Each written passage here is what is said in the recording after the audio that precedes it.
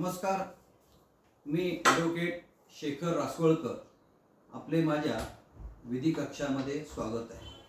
मित्रांनो, सर्वोच्च न्यायालयाने आपला जो हिंदू मॅरेज ॲक्ट 1955 आहे त्याच्यामध्ये ट्रान्सफर पिटिशन 2043/2023 रोजी दिनांक 19/4/24 रोजी म्हणजे बरोबर आजपासून 3 आठवड्यापूर्वी केसचं नाव आहे डॉली राणी विरुद्ध मनीष कुमार, न्यायमूर्ती आहे बी नागरत्ना आणि न्यायमूर्ती अगस्ती जॉर्ज या खंडपीठाने एक महत्त्वपूर्ण असा निकाल दिला की जर तुमची सप्तपदी झालेली नसेल किंवा सप्तपदी न होता तुम्ही जर विवाह प्रमाणपत्र जर प्राप्त केलेलं असेल तर तो विवाह अवैध म्हणजे बेकायदेशीर आहे, तो विवाह कायदेशीर नाही असं समजण्यात येईल।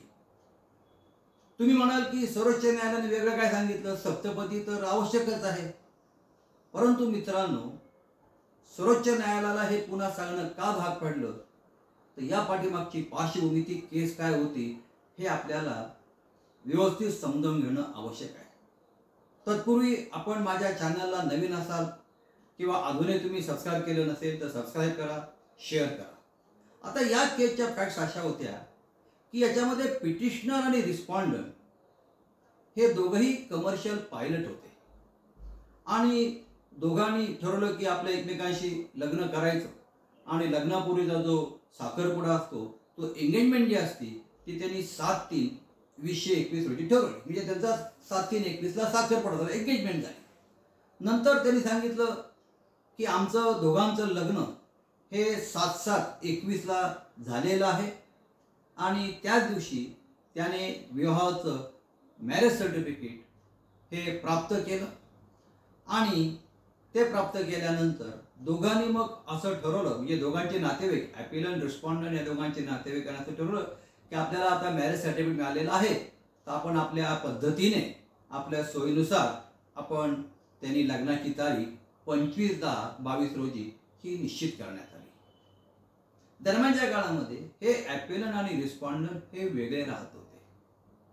आता लग्नाची तारीख फिक्स झाली, परंतु इन बिटवीन दरम्यानच्या काळामध्ये ॲपिलंट आणि रिस्पॉन्डंट यांच्यामध्ये वैचारिक मतभेद निर्माण झाले आणि ते इतके विकोपाला गेले की त्या बाईने म्हणजे त्या महिलेने त्या नवऱ्याच्या विरुद्ध हा माझ्याकडे पैसे मागतो म्हणून हुंडाबळीची केस ही दाखल केली आणि त्यांनी त्या झारखंडच्या कोर्टामध्ये नवऱ्याच्या विरुद्ध 498 420 506 509 ऑफ इंडियन पिनल कोड आणि हुंडा प्रतिबंधक कायदा म्हणजे डावरी प्रोहिबिशन ॲक्ट 3 आणि 4 अन्वये त्यांनी केस दाखल केली।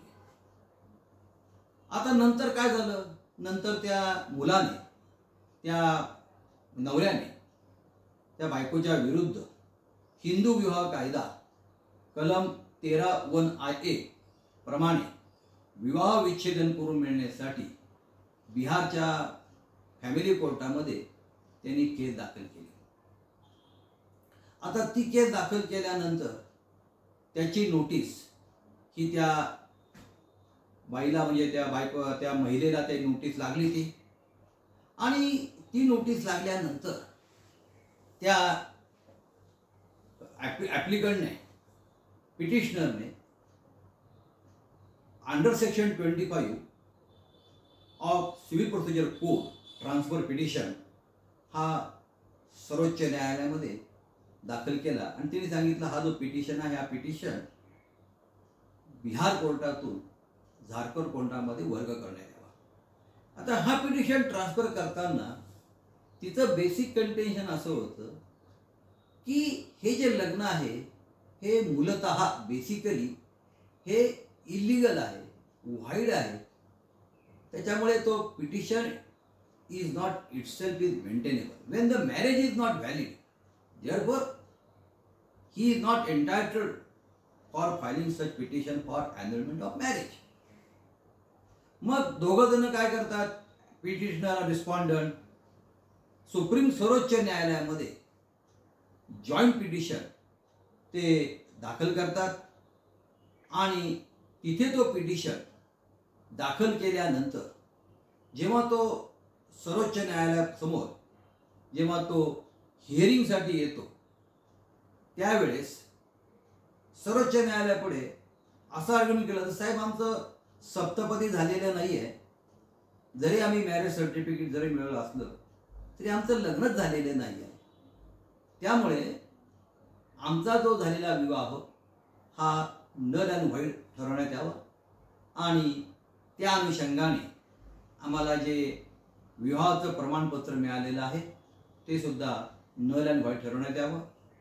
तसंच त्या बायकोचं म्हणणं असं होतं त्या अनुषंगाने मी जी काही क्रिमिनल केस केलेली आहे ती सुद्धा क्वॅश करून मिळावी. आणि हा पिटिशन त्यांनी article 143 of the constitution of India यामध्ये दाखल केलेला असतो. जसं आपल्या सिव्हिल प्रोसिजर कोडमध्ये 151 इनरंट पॉवर असतात, तसं 143 of the constitution of India ज्या ठिकाणी तो सर्वोच्च न्यायालयाला जेव्हा न्याय करायचा असतो सर्व दृष्टिकोनातून तेव्हा त्यांना त्या 143 खाली पॉवर दिलेली आहे. तो सर्वोच्च न्यायालयापुढे जेव्हा प्रश्न येतो की अरे हो या दोघांच्या सप्तपदी झालेल्या आहेत, दोघे मानतात आहे की आमचं सप्तपदी झालेलं नाही आहे जरी आम्ही मॅरेज सर्टिफिकेट जरी मिळवलं असलं, आणि सर्वोच्च न्यायालय मग स्वतःच्या इनरंट पॉवर खाली ती जी प्रेयर केलेली असती की to declare the marriage null and void आणि मॅरेज सर्टिफिकेट आणि आमचं मॅरेज हे व्हाईट होऊन मिळावं, त्याप्रमाणे ते त्यांचं ती मागणी मान्य करते. मित्रांनो, प्रश्न इथे थांबत नाही. प्रश्न खरा पुढे आहे. सर्वोच्च न्यायालयाचं म्हणणं असं पडतं की लग्न म्हणजे काय, तर लग्न म्हणजे दोघा नवरा बायकोंनी तो जो अग्नी आहे त्या अग्नीने पवित्र म्हटलंय, सॅक्रेड फायर म्हटलंय, त्या अग्नीभोवती तुम्ही दोघांनी जेव्हा नवरा आणि नवरी जेव्हा त्या पवित्र अग्नीभोवती 7 फेरे पूर्ण करतात त्याच वेळेत तो विवाह संपन्न झाला असं होईल. त्यांचं म्हणणं आहे प्रत्येकाच्या याच्यामध्ये रूढी परंपरा वेगळ्या असतात, त्या तुम्ही फॉलो केलाच पाहिजे, पण महत्वाचं काय आहे तर सप्तपदी इज ए मस्ट. त्यांनी सांगितलंय की हे काही कमर्शियल ट्रान्झॅक्शन नाही आहे. इट इज नॉट ए, हे सुप्रीम कोर्टाचे वाक्य आहे, it is not a commercial transaction. त्यांनी असं म्हटलंय, त्यांनी पत्नीला त्यांनी अर्धांगिनी म्हटलं आहे. पत्नी म्हणजे काय तर ती अर्धांगिनी आहे, को इक्वल पार्टनर आहे. आणि सुप्रीम कोर्ट असं म्हणतं की सुप्रीम कोर्ट म्हणण्यापेक्षा कायदा काय म्हणतो, त्यांनी असं म्हटलेलं आहे की सप्तपदी झाल्यानंतर तो नवरा आपल्या पत्नीला म्हणतो we are now become the friends आणि आपण कधीही वेगळे राहणार नाही. थोडक्यात त्यांनी सांगितलंय की लग्न हा एक संस्कार आहे आणि त्यामुळे सप्तपदी ही फार, त्यांनी सप्तपदी म्हणजे ते सांगितले की सप्तपदी झाली नसेलच तर विवाह होणार नाही. मग त्यांनी काय केलं, त्यांनी सुप्रीम कोर्टाचं ऑब्झर्वेशन असं आहे की काही वेळा मुलं आणि मुली हे परदेशामध्ये राहतात, मग दोघांची एकमेकाला पसंती होते आणि मग त्यांना मुलगी समजा इंडियात असेल तर तिला तो व्हिसा काढायचा असतो, व्हिसा काढण्याकरता वेळ कमी असतो. मग अशा वेळेस दोघांचे आईवडील पेरेंट्स हे काहीतरी शॉर्टकट जवळचा मार्ग सप्तपदी न करता लग्न झालं पाहिजे दाखवलं पाहिजे, कारण मॅरेज सर्टिफिकेट जर नसेल तर तुम्हाला व्हिसा करता अप्लाय करता येणार नाही. म्हणून सुप्रीम कोर्टाचं ऑब्झर्वेशन हे फार महत्त्वाचं आहे. तर सर्वोच्च न्यायालय काय म्हणतं, we note that parents of young couple agree for registration of a marriage in order to apply for visa for immigration to foreign countries where either of the parties may be working कशा करता in order to save time and pending formalities a marriage ceremony. They say such practices have to be deprecated. म्हणजे त्या ही जी practice आहे की आपण पूर्णपणे बंद केली पाहिजे. What would be the consequences if no such marriage is solemnised at all at a future date? What would be the status of the parties then? Are they husband and wife in law and do they acquire such status of society? म्हणजे त्यांनी इतकं सुस्पष्ट स्वरूपात आपलं मत व्यक्त केलेलं आहे. आणि पुढे त्यांनी असं म्हटलेलं आहे a marriage is not an event. ते सांगितलं इव्हेंट नाही आहे, A marriage is not an event for song and dance and whining and dining, or an occasion to demand and exchange dowry and gifts by undue pressure, leading to possible initiation for criminal proceeding. Thereafter, a marriage is not a commercial transaction. म्हणजे त्यांनी म्हटलं हा काही event नाही आहे. त्यांनी सांगितलंय लग्न हा एक प्रकारचा संस्कार आहे. त्यामुळे हल्ली बरेचसे लोक, आज समजा एखाद्याने मॅरेज सर्टिफिकेट घेतलं आणि नंतर जर त्यांनी विधी केले तर पुन्हा त्याचे गंभीर परिणाम भोगावे लागतील. कारण त्यांचं असं म्हणणं आहे की तुम्ही आधी शांतपणे विधी करा, सप्तपदी करा, या गोष्टी करा आणि मग मॅरेज सर्टिफिकेट मिळवा. परंतु हल्लीच्या या धकाधकीच्या काळामध्ये लग्न तर केलं पाहिजे आणि त्याच्याकरता या शॉर्टकट मेथड वापरतात.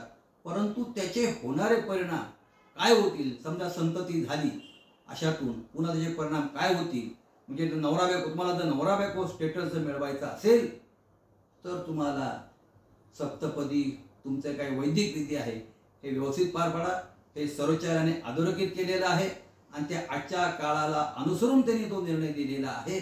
असो मित्रांनो, तुम्हाला माझा व्हिडिओ आवडला, लाईक करा.